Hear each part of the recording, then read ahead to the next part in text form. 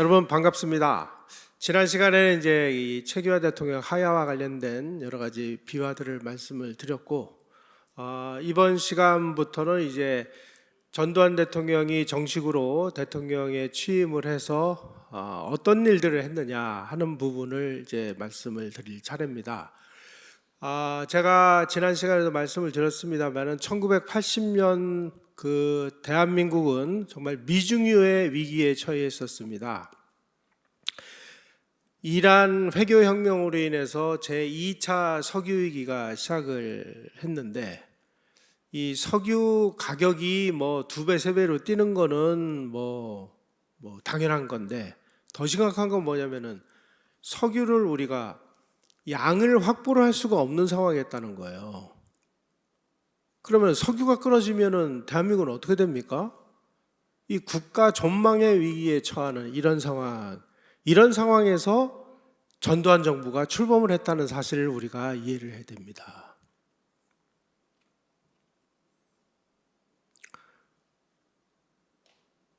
그 대통령의 취임을 해서 보고를 받는데 잘 되고 있다라는 이야기는 하나도 없었대요.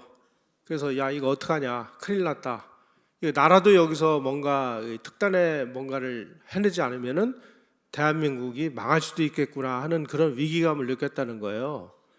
그런데 우리가 이런 어려운 상황에서 우선 당장 급한 건 뭐냐면은 이 달러였습니다. 달러가 있어야 석유를 살 거 아니에요. 우리가 지금 달러가 없는 거예요. 왜 없느냐? 박정희 대통령 시절에 우리가 중화학공업을 건설을 하면서 우리가 있는 돈으로 중화학공업을 건설한 게 아니잖아요. 전부 외국에서 돈을 빌려다가 우리가 공장을 건설했습니다. 그래서 여기서 공장을 건설해서 여기서 만드는 물건을 해외로 수출을 해서 그 돈으로 빚을 갚고 이렇게 이제 계획을 짰는데,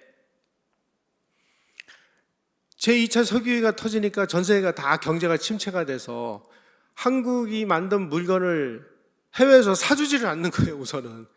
그래서 뭐 발전 설비 같은 경우는 전체 이 공장 가동의 20%밖에 못 했대요. 자동차 30%밖에 못 했습니다. 그러니까 뭐가 팔려야 그 공장을 가동할 텐데, 직원들이 나와가지고 공장을 뭐 가동해도 물건이 팔리질 않으니까 그냥 축구 시합 시키고 운동장에 풀 뽑고 하는 일을 시켰다는 겁니다. 그러니까 돈을 우리가 달러를 벌어와야 되는데 이 달러가 없으니까 우리가 이 외채는 이제 차관은 이자가 있습니다. 이자를 갚아야 되는데 이자도 못 갚아가지고 이 이자를 갚기 위해서 또 차관을 들여오는, 이러다 보니까 이제 석유 살 돈도 없는 이런 상황이 됐습니다. 그때 이 전두환 대통령이 야, 이럴 때 우리가 어떻게 되느냐, 우리가 살려면 정말 이웃 나라인 일본을 보니까 일본은 그 당시에 미국하고 무역해서 뭐 어마어마한 달러가 일본에 와 있는 거예요. 야, 저기 있는 저 돈을 우리가 지원을 받으면 그 위기를 우리가 넘길 수 있겠구나. 그런데 일본에다가 우리 좀 어려우니까 우리 좀 돈 좀 빌려주시오. 그러면 일본이 니네가 뭔데? 그동안에 너희들 맨날 우리한테 욕만 했잖아. 우리가 너희들 왜 도와줘야 돼? 이렇게 되는 거죠. 국제관계라는 건 그렇습니다. 그러면 어떻게 되느냐? 고민하다가 1981년 1월 28일 날 전두환 대통령이 레이건 대통령하고 한미 정상회담을 하기로 약속이 돼 있었습니다. 그래서 미국으로 가는 비행기를 타고 이제 쭉 가다 보니까 비행기 안에서 내다보니까 후지산이 이렇게 보이더래요. 일본 위를 날아가면서. 그때 이제 그 비행기 안에서 전두환 대통령의 구상이 이런 거였습니다. 지금 일본은 군대가 없는 나라잖아요. 일본은 그 자위대가 있지 군대가 없습니다. 우리가 열심히 없는 살림에 그냥 막 국방비 써가면서 공산주의자들을 휴전선에서 막아주는 덕분에 일본이 저렇게 번영을 하고 있다. 그러니 일본은 우리가 지금 공짜로 지켜주고 있는 거 아니냐. 그러니 일본에게 우리가 이 안보를 대신 지켜주는 안보 협력에 대한 대가를 요구를 하자. 근데 우리가 요구한다고 일본이 들어주질 않으니 미국을 움직여야 되겠다. 레이건 대통령에게 각하 지금 좀 소련하고 그 신냉전을 선언해가지고 우리도 거기에 발맞춰가지고 우리가 공산주의의 방파제 역할을 하려면 우리가 미국제 무기를 많이 사서 우리가 국방력을 강화해야 되는데 우리가 돈이 있으면 미국제 무기를 사겠습니다. 근데 우리가 돈이 없습니다. 근데 지금 일본은 미국하고 그 무역 수지가 엄청나가지고 좀 미국 달러가 다 일본에 가 있지 않습니까? 그래 각하가 좀 도와주셔서 일본에다가 야 한국 좀 도와줘. 그러면은 일본이 한국에다가 안보 협력 기금을 주면 그 돈으로 미국제 무기를 사서 우리가 방공전선을 강화하겠습니다. 이런 아이디어를 제안하자. 이게 소위 말하는 안보 방파제론이라는 것입니다. 그런데 이 전두환이라는 사람이 통이 그냥 보통 큰 게 아니고요. 안보 협력 기금을 얼마를 내놓으라고 그랬느냐? 100억 달러를 내놓으라고 그랬어요. 한번 생각을 해보세요. 박정희 대통령 시절에 그 뭐 몇 년 동안을 실랑이를 해가지고 일본으로부터 얻어온 경협 차관 총액이 얼마입니까? 무상 3억 불, 유상 2억 불, 플러스 알파 그래가지고 다 합쳐서 한 8억 불? 근데 다른 명목도 아닌 안보협력기금으로 100억 달러 한번 상상을 해보세요. 이게 얼마나 큰 돈인지. 지금 100억 달러하고 그 1980년에 100억 달러는 이건 뭐 차원이 다른 문제입니다.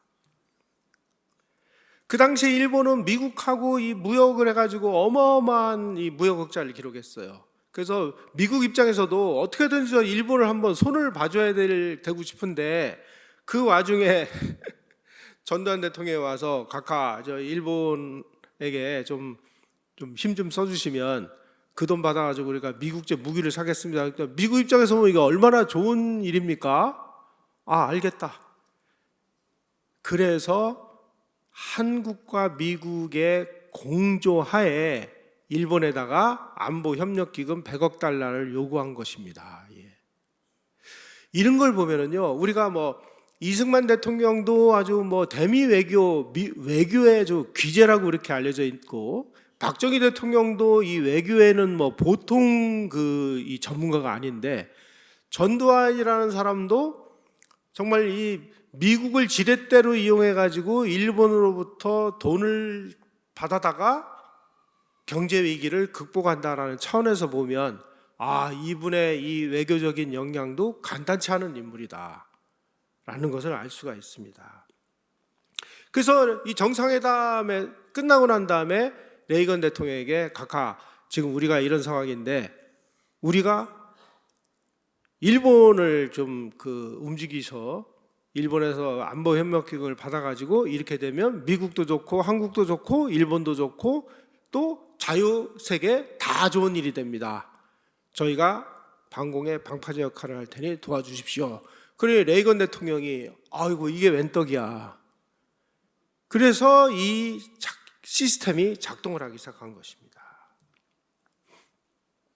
자, 그 이면에는 전두환 대통령이 1981년 1월에 출범한 레이건 행정부의 이 국제 전략을 꿰뚫어보는 이 안목이 있었기 때문입니다.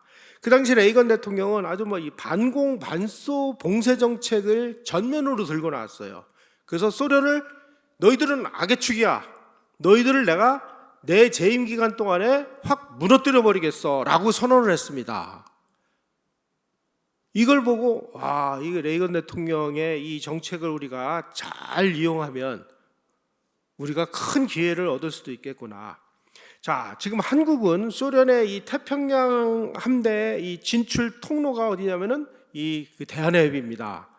여기를 지키려면 누가 지켜야 돼? 한국하고 일본이 지켜야 돼요. 그래서 우리가 우리의 안보력을 강화를 하면 미국을 도와주는 게 됩니다. 그런데 이 미국제 무기를 살려면 우리가 돈이 있어야 되는데 우리가 돈이 없어. 그 돈을 그러면은 미국의 힘을 이용해서 일본으로부터 지원을 받자. 또 한 가지 목적이 숨어 있었습니다. 그 당시 일본은요, 남북한 등거리 외교라는 것을 펼치고 있었습니다. 대한민국하고 수교를 했지만 북한도 열심히 수교를 하기 위해서 움직이고 있었고요. 그리고 그 당시에 이 일본 정부가 일본 기업들이 북한에다가 막 이제 그 물건을 팔아요. 물건을 파는 거를 그냥 눈 감아줬습니다. 뿐만이 아니라 일본 수출은행 자금을 대줘가지고 북한에다가 물건을 수출할 수 있도록 그냥 눈 감아줬어요. 그런데 그 와중에 전략물자도 북한으로 엄청나게 들어갔습니다. 다시 말씀드리면 일본은 북한하고도 열심히 그 무역을 해, 한국과도 열심히 무역을 해가지고 양쪽에서 뭔가 그 돈을 버는 이런 상황이 되다 보니까 전두환 대통령이 야 이건 아니지. 그런데 우리가 어떻게 일본이 북한하고 이렇게 뭔가 관계를 강화하는 거를 브레이크를 걸 수가 있겠어요. 그래서 이거를 고민하다가 야 이거를 안보협력이라는 걸로 코를 깨버리자. 그러려면 미국을 움직이는 수밖에 없다. 그래서 레이건 대통령하고 그런 어떤 일종의 묵계를 만들어낸 것이죠. 1981년 4월 22일 날 노신영 외무부 장관이 전두환 대통령의 특명을 받아가지고 그 당시에 그 일본 대사가 스노베 료조라는 사람이었습니다. 그 일본 대사를 불러가지고 이렇게 이야기를 했습니다. 이건 굉장히 좀 유명한 그 이야기이기 때문에 제가 좀 자세히 여기다가 인용을 해놨습니다. 노신영 장관이 주한 일본 대사에게 이렇게 얘기했습니다. 한국은 자유진영의 요충지로서 국가 예산의 35%를 국방 예산에 사용하고 있다. 이것은 한국을 위해서만이 아니라 자유진영 국가, 특히 일본을 위해서 그렇다. 한국이 지금 박정희 대통령 사망 후에 커다란 전환기에 있고 여러 가지 곤란한 상황에 직면해 있다.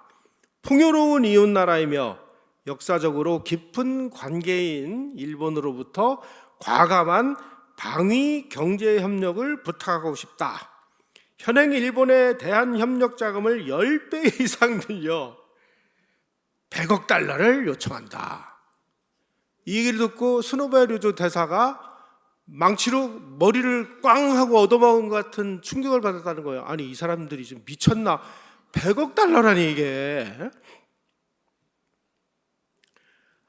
아니 우리가 국방비를 들어가지고 지금 이 공산 집단을 휴전에서 막 막고 있는 거야. 그런데 이게 우리의 안보만이 아니라 일본 너희들을 위해서도 우리가 막아주는 거야. 그러니까 거기에 합당한 기여를 해. 그 기여금이 100억 불이야 라고 요청을 한 거예요.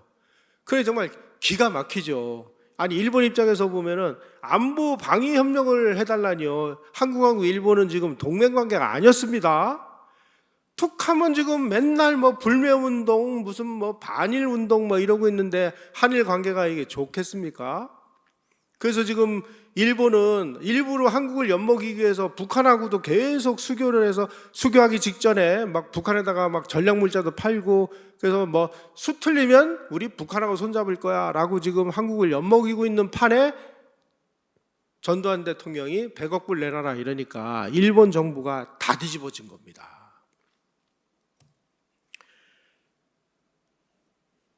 회고록에 의하면 이렇게 됐습니다. 스노베 대사가 노신영 장관으로부터 100억 달러 숫자를 듣고 경악을 금치 못했다. 외교관들이 경악을 금치 못했다라는 표현은 잘 안 쓰는데 얼마나 충격적이었는지를 좀 알 수 있습니다. 아니 그동안에 한일 수교 후에 15년간 일본이 한국에 제공한 경업자금이 아까 말씀드린 그 8억 불에다가 뭐 한 5억 불 더 합쳐가지고 13억 불이었다고 그래요. 1980년까지. 거기다가 일본은 지금 평화법상의 이 교정권을 포기해가지고 그 동맹국인 미국이 아닌 제3국하고는 안보 군사협력을 한 적이 없는데 아니 안보를 위해서 돈을 달라. 그럼 이거 무기 사겠다는 거 아니에요? 그러면 한국이 무기를 사가지고 일본 쳐들어오면 어떡할 거야? 이런 생각을 한 거예요. 그래가지고 이제 충격을 받은 이 스노베 대사가 관련 내용을 곧바로 본국 정부에 아이쿠 이거 오늘 제가 노신영 장관을 만났더니 100억 불 내놓으랍니다 하고 이제 보고를 한 거예요. 일본에서 난리가 났습니다. 그 당시 이 전문을 받은 일본 외무성 아시아국장 이름이 기우치 아키타네라는 사람인데 아주 분통을 터뜨렸다. 도대체 한국 신정권의 장관은 외교를 뭐라고 생각하고 있는 거야? 일국의 외교장관이 느닷없이 주재국 대사를 불러가지고 100억 달러를 요청하다니, 그것도 국방 예산을 대신 부담하라는 것 같은 말투로 일본에게 요구를 해? 이거 한국 정부 좀 미친 것 아닌가? 요게 이 100억 달러에 관련된 그 일본 사람이 쓴 책에 나오는 표현 그대로입니다. 일본의 이 아시아 국장이 한국 정부 저거 미친 거 아니냐라고 이야기할 정도로 충격적인 제안이었습니다. 보고를 받은 일본 그 외무 차관이 이 다카시마 마소라는 사람인데 이렇게 얘기했답니다. 이것도 그 책에 나오는 내용입니다. 이 내용은 절대 받아들일 수 없다. 이런 당돌하고 불합리한 요구는 현지 대사가 뻥 차버리지 않으면 안 되는 거야. 이 외교에서는 이런 용어를 정말 안 쓰는데 일본이 얼마나 이 문제에 대해서 좀 심각하게 반응을 했는지를 알 수가 있죠. 다시 말씀드리면 이 정도의 이 표현은요, 이게 공식 기록으로 남았다는 것은 한국 정부의 이 요구가 국제 상식으로는 이해할 수 없는 거의 폭거나 다름없는 일이었다라는 얘기입니다. 바로 이 스누베로조 대사의 한 통의 전보가 100억 달러 드라마의 시작을 알리는 서막이었습니다. 곧바로 일본 정부가 그 당시에 이 주일 대사가 최경록 대사였는데 최경록 대사를 불러가지고 지금 한국이 요구한 100억 불 경협 차관 이거는 우리는 받아들일 수 없다라고 거부를 했어요. 그러니까 며칠 후에 이 스노베 대사가 이제 한국을 떠나게 됐는데 한국을 떠나기 위해서 남덕우 국무총리에게 가서 이제 이임 인사를 하러 갔는데 남덕우 총리가 뭐라고 얘기를 했느냐? 지금 그 안보 협력금 100억 달러를 일본 정부가 거부를 한 걸 내가 얘기를 들었는데 이 문제는 미국도 일본이 한국에 더 많은 경제적 지원을 해주기를 바라고 있다는 사실을 기억하시기 바란다. 이건 무슨 얘기냐? 야, 이거 다 미국하고 알아서 하는 거야. 니네들 알아서 겨. 이거 우리가 요청하는 게 아니라 이거 미국하고 다 얘기가 끝난 거거든. 그러니까 알아서 해라고 이야기를 한 거예요. 외교적으로는 그렇게 해석이 됩니다. 우리가 외교 용어를 이제 잘 알아야 되는데 언론사에 가면 이제 이 외교 용어 사용법을 선배들로부터 이제 전수를 받습니다. 우리가 흔히 이런 표현을 많이 접하실 수 있을 거예요. 오늘 한미 방위비 분담 문제로 한국 외무부 장관과 미국의 동아태 차관보가 2시간 동안 활발한 의견 교환이 있었다.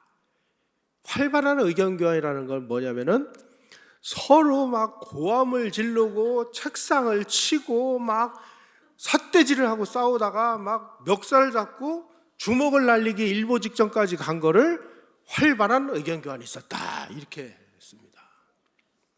그러니까 일국의 총리가 미국도 일본이 한국에 더 많은 경제적 지원을 해주기를 바라고 있다라는 것을 주한 일본 대사에게 이야기를 했다는 건 뭐냐면 이건 정말 중대한 겁니다. 외교적으로는 그렇게 해석이 돼요. 이걸로 인해서 일본 정부에 찬물이 끼얹어졌어요. 야, 이거 한국의 이 요청이 이게 미국 정부하고 짠 거구나 이거 어떻게 해야 돼? 난리가 난 거예요. 1981년, 그러니까 이제 이게 81년 4월 22일 날 남덕호 총리가 이야기를 하고 그 다음에 최경록 대사에게 우리 이거 못 줘. 그러니까 남덕호 총리가 야, 이거 미국하고 이거 다 얘기된 거거든. 이렇게 이야기하고 그러고 나서 5월 달에 레이건 대통령하고 스즈키 젠코 이 일본 총리가 정상회담을 하는 자리에서 레이건 대통령이 또 뭐라고 얘기를 했느냐? 일본의 개도국 원조가 소련의 침략을 억제한다는 견지에서 가장 효과가 큰 국가들에게 중점적으로 향할 수 있도록 더욱 밀접하게 협의할 필요가 있다. 그런데 미국 입장에서는 일본도 굉장히 중요하고 한국도 대단히 중요하다고 생각한다. 이렇게 표현을 했습니다. 그러면 무슨 얘기예요? 야, 일본, 너희들 빨리 알아서 돈 좀 줘. 이렇게 얘기한 거예요. 그런데 이 스즈키 젠코 이 총리는 이런 부분에 대해서, 안보 문제에 대해서는 아주 미국하고 협력이 잘 안 되는 사람이었습니다. 그러니까 미국 정부 입장에서 보면은 미운털이 박혔어요. 이게 이제 쫙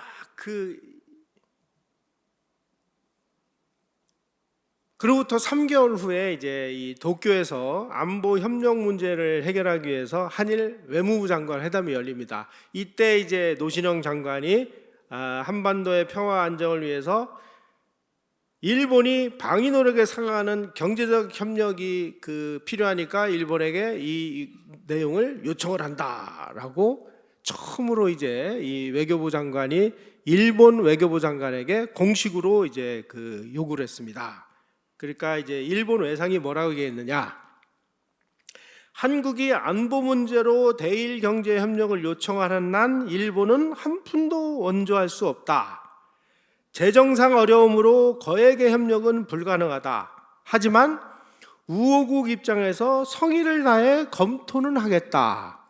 자, 이 내용을 잘 보셔야 됩니다. 제가 이 외교 용어를 아까 말씀을 드렸는데 이 외교 용어라는 거는 그 안에 다 필요한 얘기들은 다 들어있어요. 자, 한국 너희들 말이야 지금 안보 문제로 협력을 해달라고 그러는데 우리 안보 문제 가지고는 우리가 돈 주기가 좀 곤란하거든.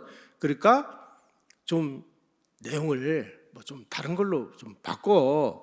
그 다음에 배국불이 말이나 되냐, 액수가 너무 많아, 액수 좀 깎아줘, 이렇게 얘기한 거예요. 이게 이 외교 용어는 이제 잘 보시면 굉장히 재밌습니다. 이게 다시 말씀드리면 이건 뭐 다 반대한 것 같은데 반대한 게 아니라 야, 이거 안보협력기금이라는 거 이 부분을 좀 표현을 바꾸고 액수만 줄이면 우리가 한번 해볼 용의가 있어. 그래야 뭐 잘해. 이렇게 이제 팁을 준 거예요.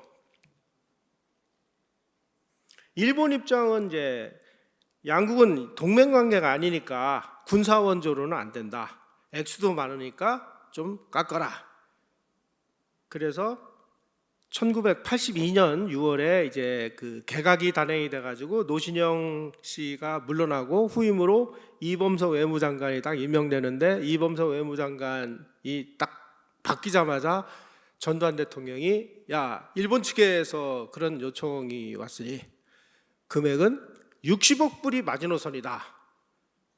이것도요 다 미국 정부하고 합의를 한 내용입니다. 사실은 일본이 100억 불 이거 요청을 해왔는데 뭐 이 안보 문제로는 어렵고 액수를 좀 깎아달라고 그러니까 일단 액수를 60억 불로 깎는다.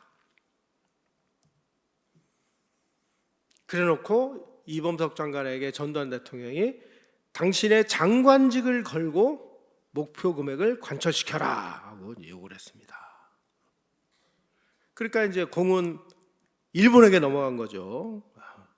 그래서 1982년 7월 5일 날 도쿄에서 열린 한일 외무부 장관 회담에서 이범석 장관은 60억 불, 일본 측은 40억 불로 깎아줘. 이렇게 되니까 이제 어쨌든지 간에 40억 불은 확보된 거잖아요. 이게 전술 전략이라는 거죠. 액수는 조정이 된 겁니다. 이제 40억 불에서 60억 불이니까 뭐 대충 이제 거기서 수치를 이제 맞추면 뭐 어지간하면 한 50억 불 선에서 타결될 수 있는 이런 룸은 만들어진 거예요. 그런데 차관의 사용처가 우리는 안보협력자금이라고 얘기하고 일본은 우리 헌법은 지금 평화헌법이라 이 안보 문제로는 다른 나라에다가 원조를 못 줘. 그러니 요 내용은 좀 한국이 양보를 해줘. 이렇게 요청이 온 겁니다. 이 문제를 가지고 또 양국이 막 실랑이를 벌인 거예요. 야, 무슨 소리냐 이거.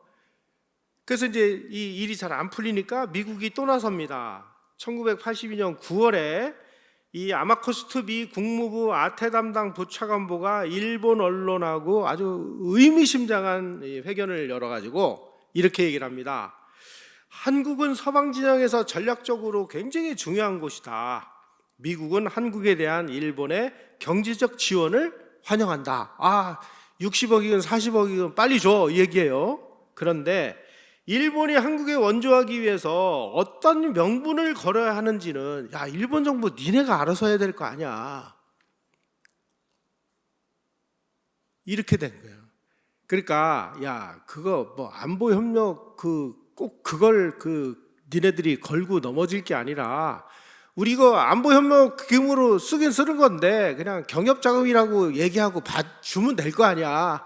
뭘 망설이는 거야? 빨리 줘. 안 줄 거야? 뭐 이렇게 나온 거예요. 그거 어떻게 해? 깨갱하고 이제 일본이 나온 거죠.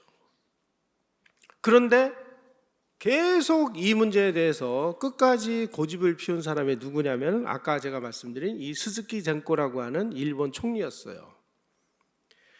이 양반이 일본 총리였고, 일본 총리는 그 집권당의 총재가 총리가 되는 겁니다.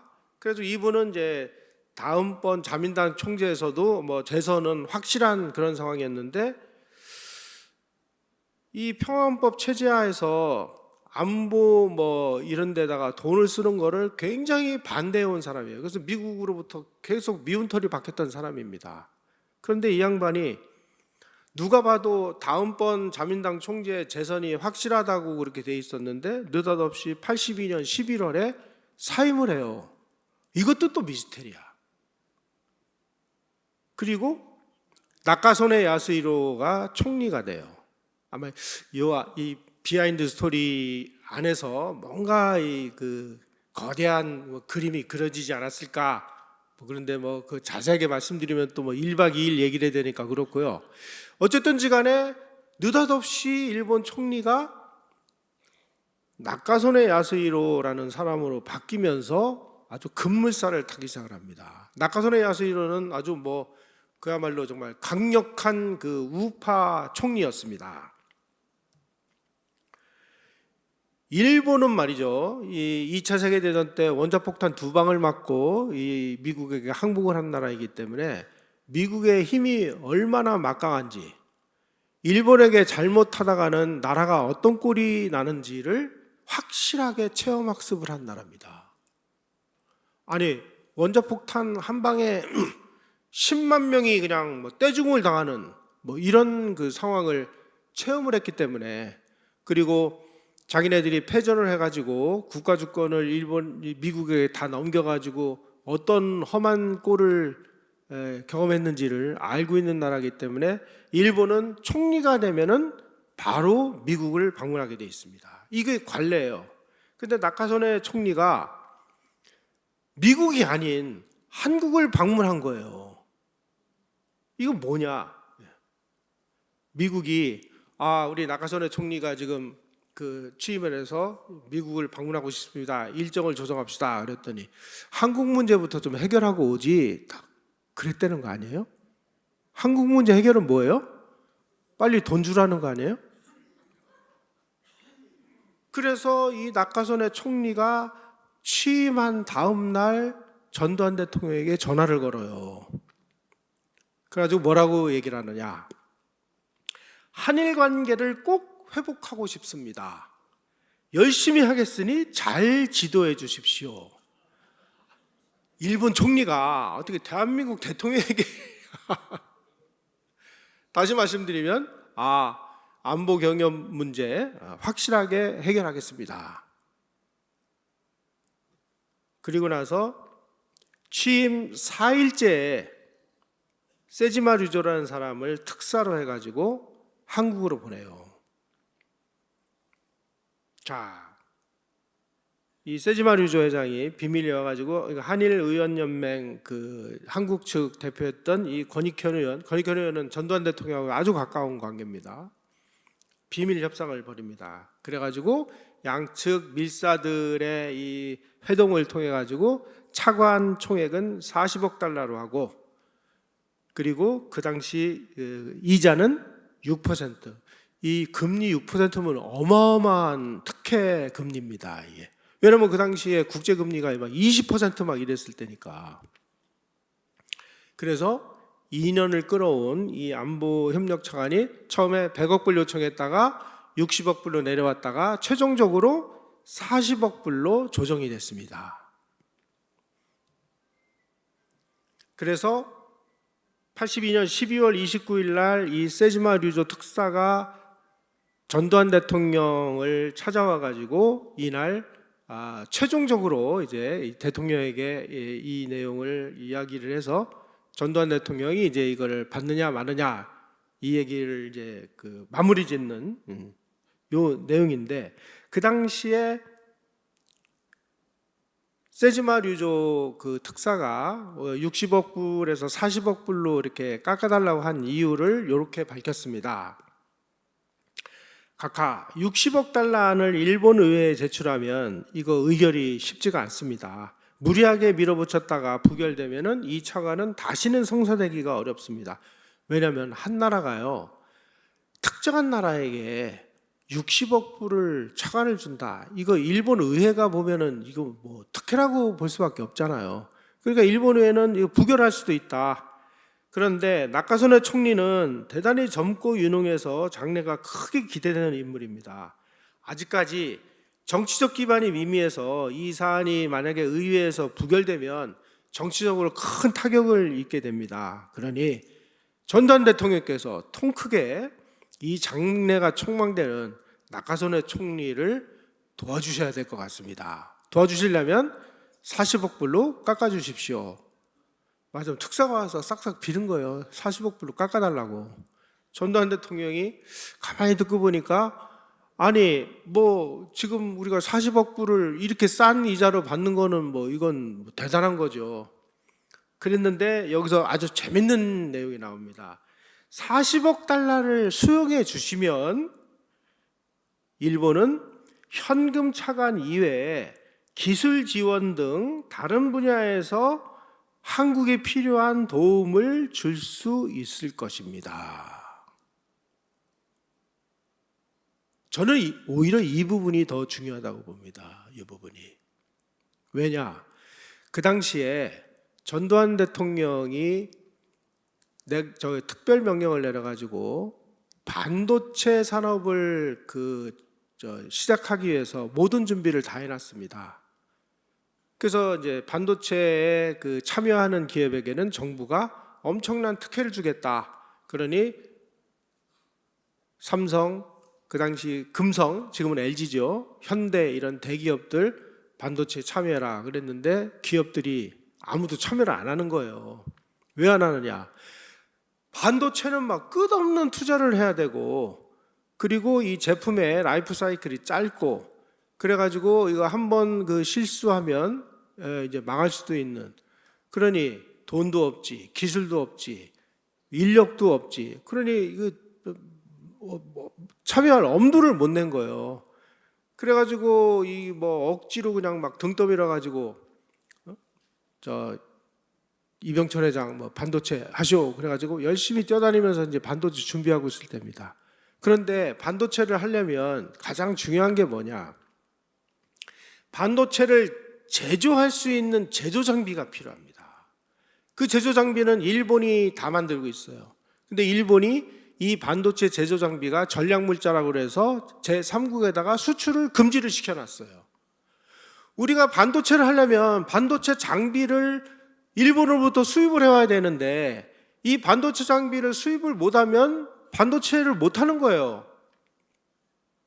나카소네 총리가 와가지고 한국에다가 반도체 장비 수출을 허가를 해줍니다. 무슨 얘기냐? 오늘날 대한민국의 반도체를 시작하는 과정에서 가장 결정적인 반도체 장비 수입권을 이때 60억 불을 40억 불로 깎아주는 그 대가로 일본으로부터 기술을 받은 거예요. 반도체 장비 관련된. 그 얘기를 한 겁니다, 여기서. 그래서 전두환 대통령이 세지마 회장의 아주 진정성 있는 설명을 듣고 못 이기는 채 40억 달러로 협약을 했어요. 그리고 나서 열흘 후에 나카소네 총리가 일본 총리로서는 최초로 한국을 방문을 합니다. 그게 1983년 1월 10일이었습니다. 그래서 한일 정상회담에서 양국 수뇌가 40억 불 경협 차관을 합의를 했고, 그리고 아까 말씀드린 대로 반도체 제조 장비 한국 수출을 오케이를 했고, 그래서 이제 우리는 이 돈을 일본으로부터 경협 차관 명목으로 받지만 경협 차관으로 받으면서 우리가 어디에 얼마를 쓸 건지는 한국 정부가 일임하는 걸로 해서 명목도 퉁을 쳐가지고 이걸 들여왔습니다. 그래서 이걸로 이제 열심히 우리 무기도 사고, 그 다음에 한국이 처해 있었던 이 경제적인 어려움, 경제 위기 이런 걸 슬기롭게 극복을 했습니다. 자, 한국을 방문한 지 일주일 후에 나카소네 총리가 일본에 가가지고 레이건 대통령하고 정상회담을 해요. 이걸 보면은 그 당시 국제 정세가 얼마나 이 한미일 이 공조가 이렇게 톱니바퀴처럼 잘 물고 들어갔는지를 이해할 수 있습니다. 그래가지고 레이건 대통령하고 정상회담을 하고, 그때 이 정상회담에서 이 나카소네 총리가 레이건 대통령에게 한국과 일본 간의 40억 달러 차관 교섭에 관해서 상세히 설명을 했습니다. 이건 뭐냐? 나카소네 총리의 방미의 전제 조건이 한국에다가 안보협력 자금을 주는 것이 그게 관건이었다. 그리고 나서 이 나카소네 총리가 미국과 일본은 문명 공동체다. 우리 일본 열도를 소련을 대항하는 불침 항모로 만들어버리겠다. 그래가지고 막 방위비 대폭 증강을 하고 한국에다 막 통 크게 지원해주고, 그래가지고 한미일 동맹관계가 싹 트는 결정적인 계기가 이때 만들어지는 것입니다. 그 이전까지는요, 전두환 대통령이 일본에게 안보협력 자금 내놔라고 얘기하기 이전까지 한국과 일본 관계에는 전부 경제협력은 이루어졌지만 안보협력은 없었습니다. 전두환 대통령이 일본에게 이 안보협력 자금을 요청을 함으로 인해서 안보 문제를 계기로 한국과 일본 간의 협력이 만들어지기 시작을 했고, 그게 오늘날에는 이제 양국 군함들이 오가고 이런 그 관계로까지 확대가 된 것이죠.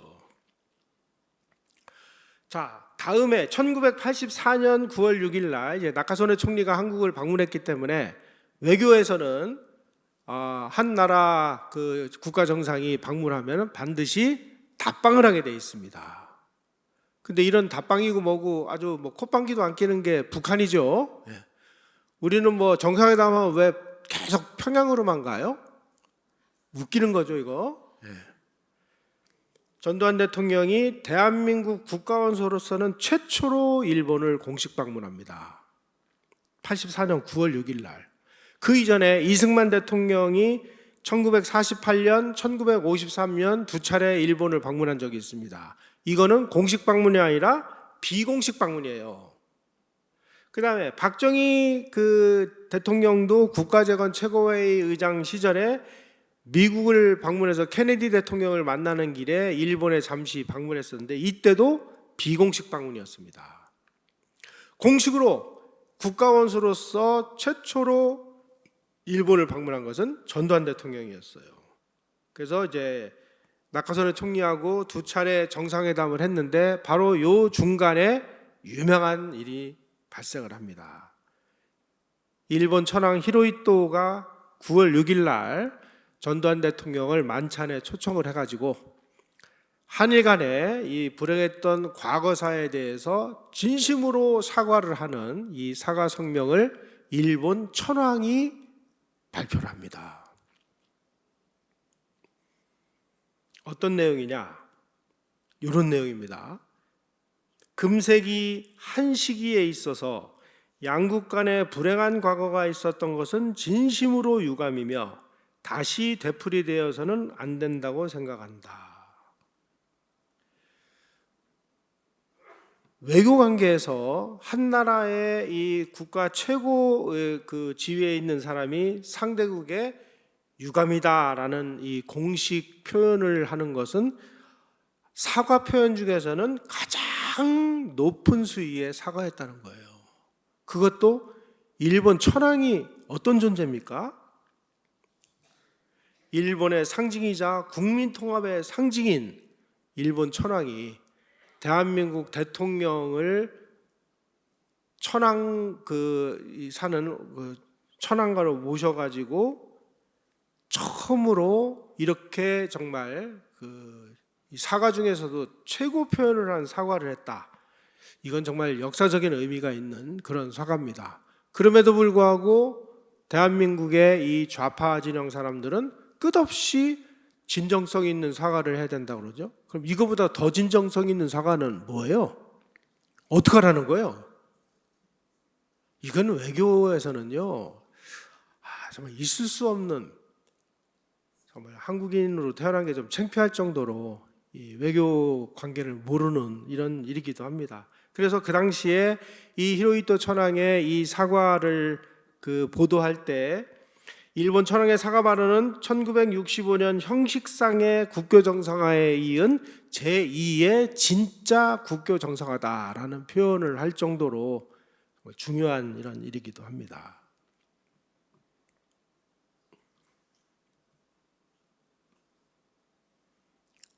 정리를 해보겠습니다. 1980년에 전두환 정부가 출범한 그 해에 정말 대한민국은 최악의 경제 위기를 겪고 있었습니다. 대한민국이 6.25 때를 제외하고 대한민국의 성장률이 마이너스 5.7%를 기록했습니다. 성장은커녕 후퇴를 했어요. 물론 그런 그 과정에는 이 이란의 석유 위기, 이란 사태로 인해서 석유 위기로 인한 그런 문제도 있습니다만, 그보다 더 중요한 문제는 바로 박정희 대통령이라는 이 최고의 국가 통치권자가 유고가 됨으로 인해서 이 대통령 자리가 공석이나 마찬가지인, 왜냐하면 최규하 대통령은 아무 결정도 안 했으니까요. 국가가 운영되는 과정에서 대통령은 끝없이 이게 좋든 싫든 결정을 해야 됩니다. 그래야 국가가 움직이잖아요. 아무 결정도 안 해요. 아무 결정도 안 하다 보니까 그냥 배가 산으로 올라가고, 특히 이제 이 최규하 대통령이 큰 실수를 한 게 뭐냐면은 이 환율을 정해야 되는데, 환율을 인상할 건지 인하할 건지를 빨리 결정을 해야 되잖아요. 그러면은 박정희 대통령 시절 같으면은 그런 문제는 관계장관들 다 모여, 그 다음에 전문가들 모여, 그래가지고 그 자리에서 딱 회의를 해가지고 그러면 3%, 2% 이런 식으로 결정을 해가지고 바로 집행을 했어요. 그러니까 국가가 아주 박력 있게 움직이는 거죠. 근데 최규하 대통령은 환율이 뭔데? 환율이라는 이런 겁니다. 근데 지금 이걸 올려야 되는 거야? 내려야 되는 거야? 올려야 됩니다. 왜 올려야 되는데, 왜 올려야 되는지를 관계장관이 5시간을 설명했다는 거 아니에요. 그러니까 내가 아직 이해가 덜 됐는데 내가 더 심사숙고할 테니까 놓고 갔어요. 그 사이에 환율 문제가 조정이 된다라는 이야기가 어떻게 저떻게 퍼져나가 가지고 시중에 환율 문제로 엉망진창이 됐어요. 대통령이 일주일이 지나도 이 결정을 못하는 거야. 그래가지고 관계장관이 또 가가지고 각하 이러시면 이거 나라 망합니다.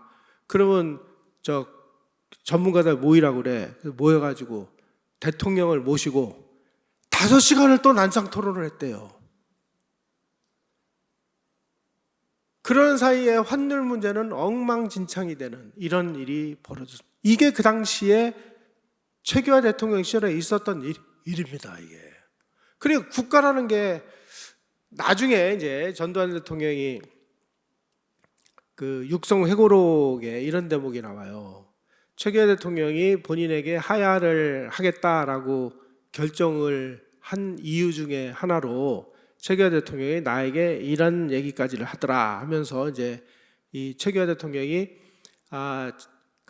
전두환 대통령이 재임 중에 이제 통치사료 담당관이라는 제도를 만들었습니다. 그래서 전두환 대통령 시절에 있었던 모든 내용들을 사관처럼 기록을 남겨놓은 거예요. 그 기록들이 남아 있습니다. 거기 보니까 이런 대목이 있어요. 최규하 대통령이 자기에게 나 대통령 이제 더 이상 내가 못하겠다. 전두환 장군 당신이 맡아라. 그런데 지금 대한민국은 우리가 이 남북 대치 상황이기 때문에 군 출신이 맡을 수밖에 없다. 그래서 아니 각하 민간인이 할 수도 있는 거 아닙니까? 그랬더니 내가 장군들이 와서 이걸 이렇게 해야 됩니다 라고 얘기를 했는데 도저히 내가 이게 무슨 말인지를 이해를 못 하겠더라. 만약에 그 사안이 지금 인민군이 남침을 해서 작전을 이렇게 해야 됩니다 라고 이 안을 가지고 와서 결정해 주십시오 그럴 때 내가 이 판단을 못하면 국가가 많은 거 아니냐. 그때 내가 결심을 했다. 나아야 하기로. 이 정도로 최규하 대통령은 아무것도 이 결정을 못하니까 경제고 사회고 뭐고 뭐 엉망진창이 될 수밖에 없는 그런 상황이 만들어졌습니다. 그래서 그 결과물이 마이너스 5.7% 경제 폭망이죠. 이런 상황에서 전두환 대통령이 자기가 당선되고 나서 이 문제를 급하게 해결해야 되는데 급하게 해결하려고 보니까 한국이 조금 있으면은 국가 부도가 날지 모르니까 세계 여러 금융기관들은 한국에다가 차관 주지 말아라 라고 레포트가 나와 있어요. 전 세계에 다 발표가 됐어요. 한국에는 이거 알려지면 국민들이 동의하니까 발표를 안 했을 뿐입니다. 그래서 우리가 차관마저 들어올 수 없는 상황이 돼버린 거예요. 이런 상황에서 대한민국을 살리려면 어떻게 되느냐. 미국하고 협조를 해서 미국의 도움을 받아서 그 돈 많은 일본의 돈을 우리가 지원받는 수밖에 없다. 그러면 어떻게 되느냐. 미국 대통령하고 정상회담을 해서 이 문제를 풀자라고 결정을 했습니다. 그때 미국이 그래 정상회담 하는 건 좋은데 지금 그 김대중 문제 있잖아. 그 김대중 그 죽이면 우리는 너희들하고 같이 협조할 수 없어. 그래서 김대중을 사형 선고받은 김대중을 무기징역으로 감형시켰다가 나중에 신병 치료를 이유로 미국으로 보내잖아요. 그렇게 해서 레이건 대통령하고의 이 정상회담을 이루고 그 이런 자리에서 일본에 있는 돈을 우리에게 좀 지원을 부탁드립니다. 그래서 미국을 설득해가지고 일본 돈이 한국으로 들어오도록 만들어서 우리 경제 위기를 극복을 했고 이런 과정이 1980년에 쭉 진행이 되는 것입니다. 그 당시 국제금리가 평균 16%에서 20%까지 치솟은 그 상황에서 일본이 우리에게 제공한 이 특혜금리 6%의 이 양질의 차관 덕분에 한국은 단숨에 경제위기를 극복하는 데 성공했습니다. 5공화국이 출범을 해가지고 어떻게 그렇게 빠른 시간 내에 경제, 사회 모든 분야에서 안정을 이룰 수 있었느냐. 바로 이러한 그 당시에 이 대통령의 어떤 면에서 보면은 이 리더십이라고 볼 수가 있죠. 그러니까 미국이 지금 어떤 식으로 국제정세를 판을 짜고 있는지, 일본이 어떤 식으로 움직이고 있는지를 꿰뚫어보고 누구를 지렛대로 삼아야 우리가 이 위기를 극복할 수 있느냐를 훤히 알았던 그 정도의 그 지혜로를 가지고 대한민국을 이끌어 나갔으니까 우리가 그 시절을 무사히 넘길 수 있지 않았을까. 다시 말씀드리면 일본의 이 40억 불 경협 자금 이게 들어옴으로 인해서 대한민국은 그야말로 경제 위기에서 단숨에 벗어날 수 있었고, 그리고 미국이 뒤에서 지원해가지고 일본에 있는 자금이 한국으로 들어오려고 지금 협상을 하고 있다는 게 국제금융가에 알려지면서 그동안에 한국에다가 이 돈 빌려주는 걸 끊었던 이 은행들이 다 수도꼭지를 열어서 한국에다가 차관을 대줍니다. 이렇게 해서 그 어려운 1980년대 위기를 우리가 슬기롭게 극복을 했다.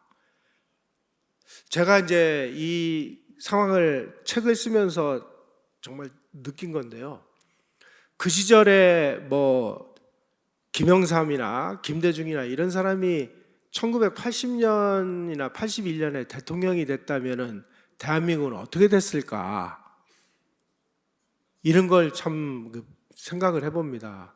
아니 김영삼 대통령은요, 그렇게 좋은 상황을 다 만들어서 그 정말 박정희 대통령 시절에 그 엄청난 뭐 차관 처음 뭐 전두환 대통령, 노태우 대통령 때 우리가 국제 그 무역 수지 흑자래 가지고 그거 다 갚았거든요.